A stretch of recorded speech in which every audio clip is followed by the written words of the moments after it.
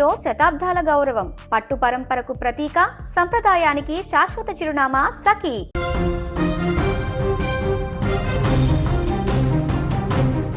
మహిళలు బాలికల కోసం ఎన్ని రక్షణా చట్టాలు వచ్చినా నేటికి సమాజంలో మహిళలు పిల్లలు లైంగిక వేధింపులకు ఎదుర్కొంటూనే ఉన్నారు. ఎన్ని కఠిన చట్టాలు ఉన్నా దోషులకు కఠిన శిక్షలు పడుతున్న పరిస్థితులలో ఏమాత్రం మార్పు రావడం లేదు. తాజాగా ఖమ్మం నగరంలో అత్యంత దారుణమైనటువంటి ఒక ఘటన ఆలస్యంగా వెలుగులోకి వచ్చింది. మైనర్ బాలికపై ఓ కిరాతకుడు లైంగిక దాడికి ఒడిగట్టడమే కాకుండా ఆమె ప్రాణాలను సైతం ప్రమాదంలోకి నెట్టేసిన ఉదాంతం స్థానికంగా తీవ్ర కలకలం రేపింది. జూన్ 6వ తేదీన అదే అపార్ట్మెంట్లో నివాసం ఉంటున్నటువంటి ఒక వ్యక్తి ఒంటరిగా ఉన్న ఆ బాలిక పైన లైంగిక దాడికి పాల్పడడానికి ప్రయత్నించాడు. అయితే తను ఏమాత్రం ఊహించని ఈ ప్రమాదం నుండి తనను తాను రక్షించుకోవడానికి ఆ బాలిక తీవ్రంగా భయపడి గట్టిగా కేకలు వేసింది. ఆమె అరుపులకు ఎక్కడ దొరికిపోతానో అన్న భయంతో ఆ కిరాతకుడు ఆమెను అపార్ట్మెంట్ పైభాగం నుండి కిందకు దారుణంగా తోసేశాడు. ఈ ప్రమాదంలో బాలికకు తీవ్రమైనటువంటి గాయాలయ్యాయి. ముఖ్యంగా ఆమె వెన్నుముక మరియు పక్కటెముకలు విరిగిపోవడంతో తీవ్ర రక్తస్రావమై స్పృహ తప్పి పడిపోయింది. అయితే ఆ బాలిక ఆడుకుంటూ కింద పడిపోయి ఉంటుందో అని మొదట కుటుంబ సభ్యులు భావించారు. అయితే ఆసుపత్రిలో 2 రోజుల పాటు చిన్నారి చికిత్స పొందుతుంది. అయితే చిన్నారికి మెరుగైన వైద్యం అందించడంతో స్పృహలోకి వచ్చి జరిగిన విషయం చెప్పింది.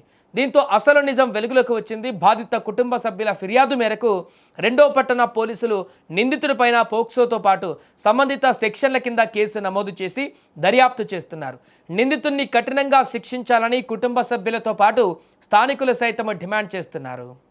అయితే మేము సాయంత్రం 6:30 దాకా మంచిగా ఆడుకున్న పిల్లని పైకి వెళ్ళి తీసుకెళ్ళారు సార్. తీసుకెళ్ళి అది పెట్టి దాన్ని ఆగం చేసి కింద ఎత్తేసిండు. కానీ అప్పటిదాకా మాకు తెలియదు, ఆమె జారి పడ్డది అనుకున్నాం. తర్వాత మేము వచ్చి చూసేవారికి ఆమె వచ్చి పలానా మనిషి ఇట్లా చేసిండు, నన్ను ఇట్లా ఎత్తేసిండు అని చెప్పాకనే మాకు అన్నీ తెలిసింది. అప్పుడు పోలీస్ కంప్లైంట్ ఇచ్చాము.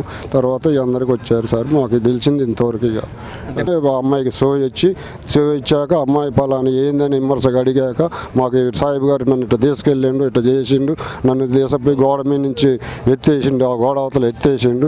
నాకు ఇక ఏం సోయలేదు అని చెప్పేసి. పాప ఏమంటుందంటే నిన్నటిదాకా ఆడుకుంటా పడ్డా అన్నది. ఎవరో వచ్చి చెప్తే కానీ మాకు మా పిల్ల గోడ అవతల పడ్డదని మాకు తెలియదు సార్. పోయి చూస్తే అక్కడ ఉన్నది మా పిల్ల. పోయి చూస్తే చేతులు కాళ్ళు అన్నీ అప్పటికప్పుడు హాస్పిటల్ తీసుకొని వచ్చినాం. అన్నీ ఇరిగిపోయిన, ఎన్నుపూసి ఇరిగింది, ఊపిరితిత్తుల గాలి తీసుకోలేకపోతుంది, మొత్తం కడుపులో మొత్తం బ్లీడింగ్ అవుతుందండి. పాప పరిస్థితి చాలా బాధగా ఉంది సార్. మంచాన పడి ఉంది. కోలుకుంటుందని డాక్టర్లు ఏమన్నా ఒక ఆశ కల్పిస్తున్నారా? కనీసం చికిత్స మంచిగా బోండి అంటున్నారు సార్. హైదరాబాద్ బోండి నిమ్స్ హాస్పిటల్కి పోయి అక్కడ వైద్యం చేయండి, ఇక్కడ చాలా కష్టం, నడుముల వెన్నుపూస మొత్తం విరిగింది, పాప క్రిటికల్గా ఉందంటున్నారు సార్ డాక్టర్స్. రేపైతే వెళ్ళిపోతాం అనే టైంలో ఇలా జరిగింది సార్. ఇట్లా చేసిండు. పాప చెప్పింది సార్ మొత్తం. నాకు చెప్పలే, నాకు చెప్పడానికి భయపడి మా అన్నయ్యని పిలిచి, మా అన్నయ్య వాళ్ళ మామయ్యకి మేనమామని పిలిచి చెప్పింది సార్ ఇట్లా సంగతి అని మా అన్నయ్యకి. అప్పటిదాకా కూడా నాకు నా బిడ్డ ఇట్లా అయిందని నాకు తెలియదు సార్. ఇవాళ చూస్తే నా బిడ్డ పరిస్థితి చాలా బాధగా ఉంది సార్. నా పిల్ల నాది కావాలి సార్.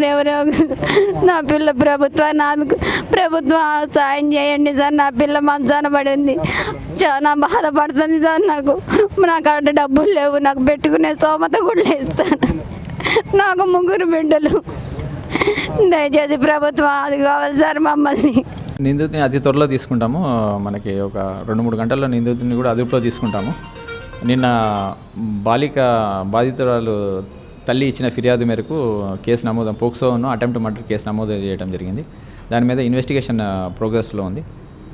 త్వరలో నిందితుని అదుపులో తీసుకొని చట్టం ముందు కోర్టు ముందు ప్రొడ్యూస్ చేస్తాం. చిన్నారితో కూడా మీరు మాట్లాడినట్లు సమాచారం అంతుంది. సో ఆ పాప ఏం చెప్పింది, అసలు పాప ఆరోగ్య పరిస్థితి ఎలా ఉంది? ఆరోగ్య పరిస్థితి ఇప్పుడు నిలకడ ఉంది. కేసు ఇన్వెస్టిగేషన్లో ఉంది కాబట్టి ఇప్పుడు ఏం మీరు రివీల్ చేయడానికి